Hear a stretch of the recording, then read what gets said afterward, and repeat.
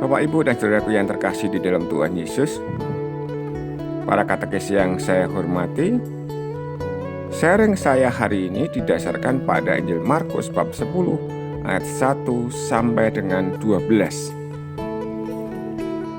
Lalu saya mau memberitahukan bahwa perikop hari ini yang kita baca hari ini itu diberi judul yang dipersatukan Allah, janganlah diceraikan manusia. Lalu apa yang kita perhatikan ketika kita mengingat-ingat kembali mengenai sakramen?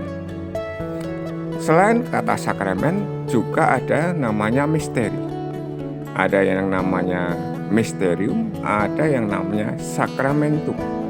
Ketika di dalam perkawinan itu Tuhan menyatukan laki-laki dan perempuan menjadi suami istri. Bagaimana caranya Tuhan menyatukan laki-laki dan perempuan itu? Kita akan melihatnya di dalam sakramen perkawinan. Lalu dengan demikian kita bisa memahami bahwa di sana ada tanda yang bisa kita indera bahwa Tuhan melalui gerejanya menyatukan umat, yaitu laki-laki dan perempuan yang mau mengarungi kehidupan perkawinan.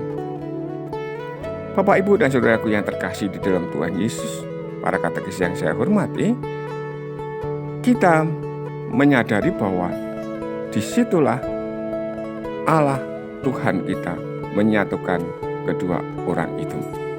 Lalu di sana karena disatukan oleh Allah, maka tidak boleh diceraikan. Memang dalam kehidupan Katolik itu tidak ada istilahnya perceraian.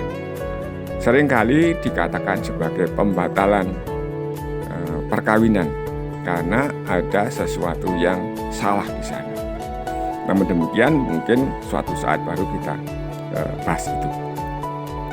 Bapak, Ibu, dan saudaraku yang terkasih di dalam Tuhan Yesus, para katekis, kita akan melihat di sini banyak orang di dalam kehidupan kita, di sekitar kita, di lingkungan kita, di masyarakat kita, ada orang yang bercerai. Ada orang yang pergi meninggalkan suaminya atau istrinya, lalu tidak bersama-sama dalam satu keluarga. Apa yang diajarkan Tuhan Yesus kepada kita melalui bacaan hari ini? Kita perhatikan satu persatu, maka kita akan mengerti bahwa inilah yang menyatukan Tuhan. Kedua orang ini yang menyatukan adalah Allah sendiri. Maka manusia tidak diperkenankan untuk menceraikannya. Inilah Injil suci menurut Markus. Pada suatu hari Yesus berangkat ke daerah Yudea dan ke daerah seberang Sungai Yordan. Di situ ada orang banyak datang mengerumuninya, dan seperti biasa Yesus mengajar mereka. Maka datanglah orang-orang Farisi hendak mencobai Yesus. Mereka bertanya, "Bolehkah seorang suami menceraikan istrinya?" Tetapi Yesus menjawab kepada mereka, "Apa perintah Musa kepada kamu?" Mereka menjawab, "Musa memberi izin untuk menceraikannya dengan membuat surat cerai." Lalu Yesus berkata kepada mereka, "Karena ketegaran hatimulah Musa menulis perintah untukmu. Sebab pada awal dunia Allah menjadikan mereka pria dan wanita.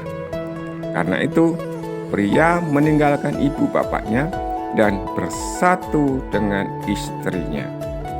Keduanya lalu menjadi satu daging. Mereka bukan lagi dua, melainkan satu. Karena itu apa yang dipersatukan Allah, janganlah diceraikan manusia." Setelah mereka tiba di rumah, para murid bertanya pula tentang hal itu kepada Yesus. Lalu Yesus berkata kepada mereka, "Barang siapa menceraikan istrinya lalu kawin dengan wanita lain, ia hidup dalam perzinahan terhadap istrinya itu. Dan jika istri menceraikan suaminya dan kawin dengan pria yang lain, ia berbuat zina. Demikianlah sabda Tuhan. Hari ini kita mendengar bacaan ini dan sudah jelas. Hanya karena ketengkaran kita mau menceraikan suami kita atau istri kita. Kasihnya lalu luntur, kasihnya lalu hilang, lalu muncullah istilah perceraian itu. Bapak, Ibu, dan saudaraku yang terkasih di dalam Tuhan Yesus, semoga kita semua diingatkan ketika kita sudah mempunyai suami atau istri untuk tidak usah bercerai. Tidak perlu memikirkan tentang bercerai, tetapi kita semestinya mengolah diri lagi bagaimana caranya supaya kehidupan kasih antara dua orang, pria dan wanita itu kembali menjadi seperti dulu kasih mula-mulanya. Semoga Allah yang Maha Kuasa memberkati kita semua, membawa kita kepada kepenuhan kasih Allah di dalam keluarga kita masing-masing. Amin. Berkah dan